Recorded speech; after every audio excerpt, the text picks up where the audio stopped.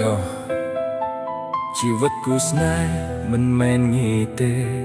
តែបើមានចិត្តយល់គ្នាវាអាចរឹងមាំបា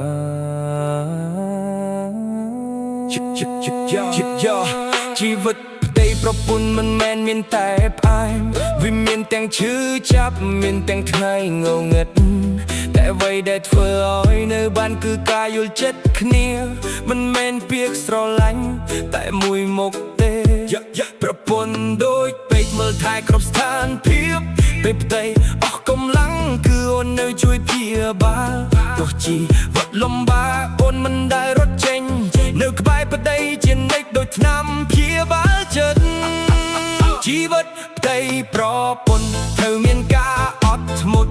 ស្រឡាញ់មិនមែនស្រែកតែគឺការយល់ចិត្តប្រពន្ធប្រៀបដូចពេកជីវាបាបេះដូងផ្ទៃជួយឲ្យជីវិតគូស្នេហ៍នៅបានយូរអង្វែងពេលផ្ទៃធ្លាក់ចុះអូនជាដៃលើខ្លាំងពេលផ្ទៃខកចិត្តអូនជាកម្លាំងថ្មីមិនស្ទើរនិយាយច្រើនតែធ្វើដល់សកម្មភាពស្នេហ៍មិនមែនពាក្យទេតែជាការទទួលខុសត្រូវជីវិតគ្រួសារមិនមែនគ្មានតែភ្នែកតែមានអ្នកនៅក្បែរធ្វើជឿក្លាយជាធូរបាក់មានការយោគយល់គូស្នេហ៍ក៏បែកបាក់កាត់បានមានការអត់ធ្មត់ស្នេហ៍នឹងរឹងមួស្នេហ៍មិនមែនលេងសើចតែជាការទទួលខុសត្រូវផ្ទៃត្រូវយល់ប្រពន្ធត្រូវយល់ផ្ទៃពេលមានបញ្ហាកុំបោះបង់គ្នាត្រូវដោះស្រាយរួមគ្នាតែជីវិតតែបានឆ្ងាយ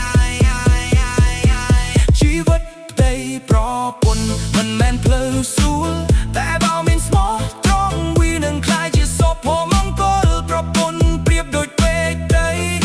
ត្រូវថែរក្សាស្នេហ៍មួយនេះសូមឲ្យនៅរហូតទៅជីវិតផ្ទៃប្រពន្ធជីវិតប្រពន្ធ